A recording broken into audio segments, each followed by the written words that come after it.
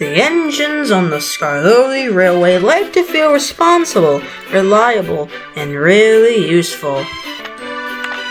Coaches or trucks, it was all the same to them.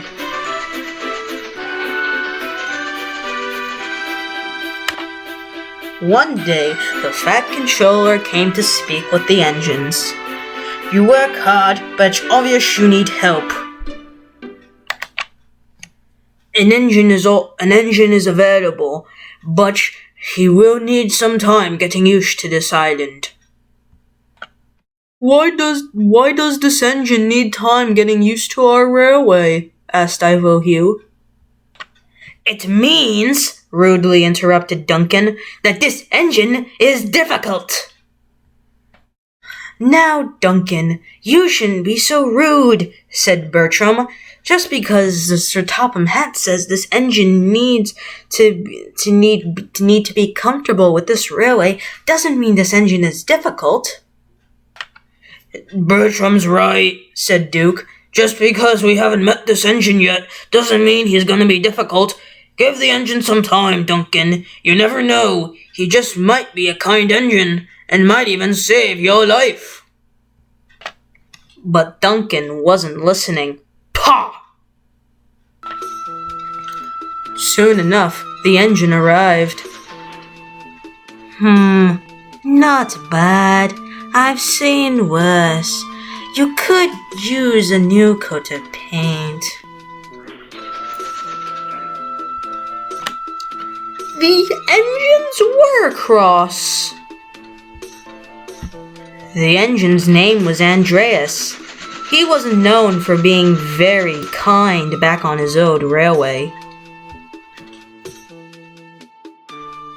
The other engines on his old railway hated him for his brutal honesty.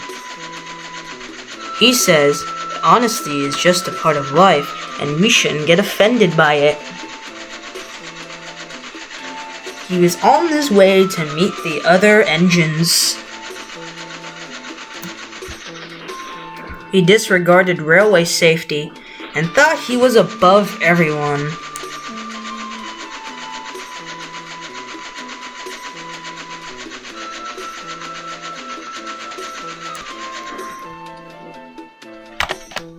Oh, I'm sorry. Excuse my intrusion. Everyone, announced the Fat Controller, this is Andreas. Make him feel at home. And the Fat Controller walked away.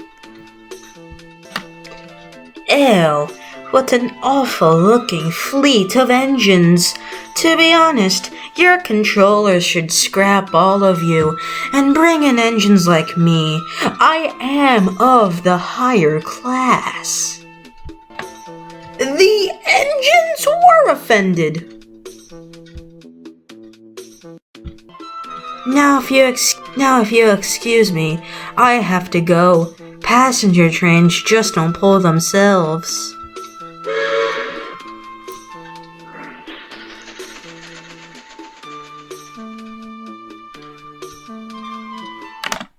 Who does that engine think he is, just coming into our home and insulting us like that?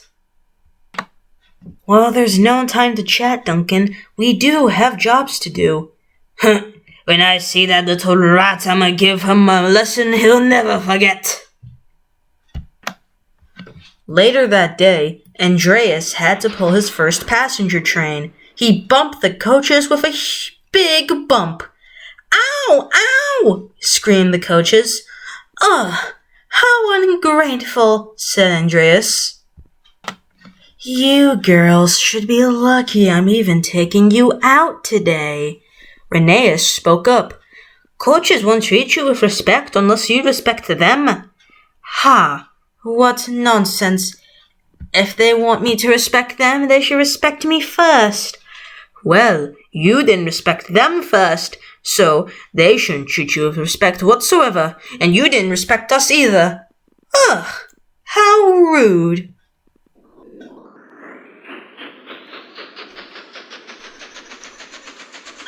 That engine's gonna get himself in a whole heap of trouble.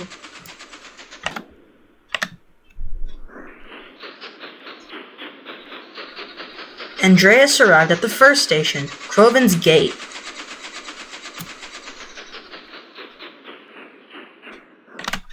Come on. I haven't got all day. The coaches were complaining about Andreas.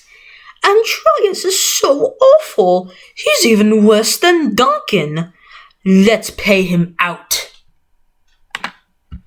Andreas was so bad with the passengers that the passengers missed Duncan.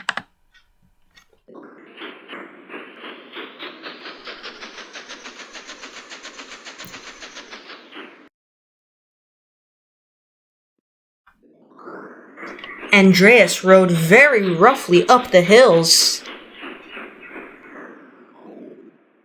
Sometimes they would even have to go back down because he didn't go fast enough the first time up the hill. These coaches are so disrespectful, moaned Andreas. How does anyone ever deal with them? You're the disrespectful one, said the coaches. Be quiet.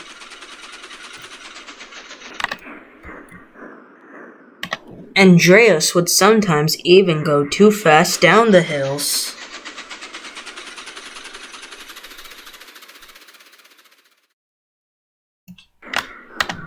I'll teach you coaches that I'm much better than these pathetic little excuses of engines. Andreas mumbled all the way to the next station.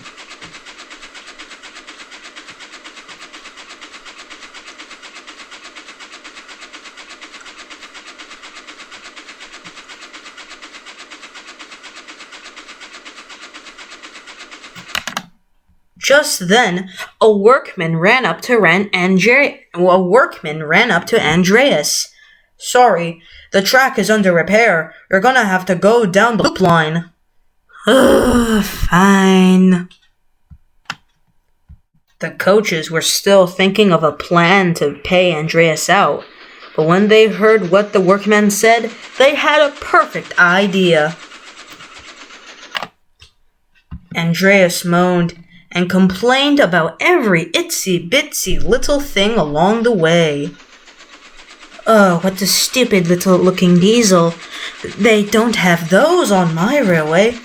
That's rude, shouted Rusty. Andreas wanted to get to his destination as soon as possible.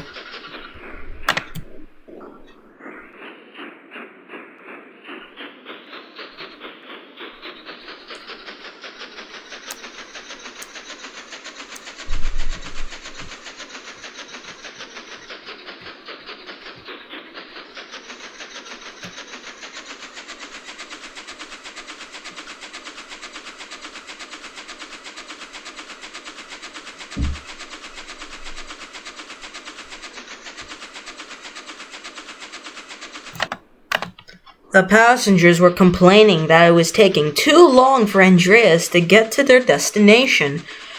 What's taking so long? Shouted one. I'm supposed to be home by noon, shouted another.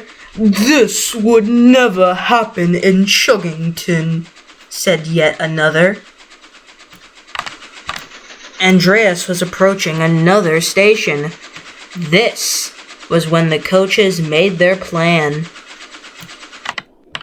As the passengers complained more and more, it started to anger Andreas more and more. Shut up, shouted Andreas. I'm doing the best I can, he yelled. The passengers were annoying Andreas to no end. When will these passengers ever shut up? He started to bounce and rock and roll a bit. When Andreas arrived at Tidmouth Holt Station, the coaches uncoupled themselves from Andreas.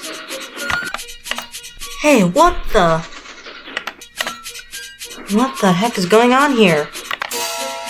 Bet Andreas didn't see that the tracks are heading straight into a pool. Without warning, Andreas came right off the rails. Andreas crashed right into a muddy pool. Help! Someone save me! Please! Please, I beg of you! There, standing right by him, was Sir Topham Hatt. My, Andreas. It seems I cannot trust you on my railway. I shall have to send you back to your old one. Yes, said Andreas sadly. The engines were now happy they would never have to deal with horrid Andreas ever again.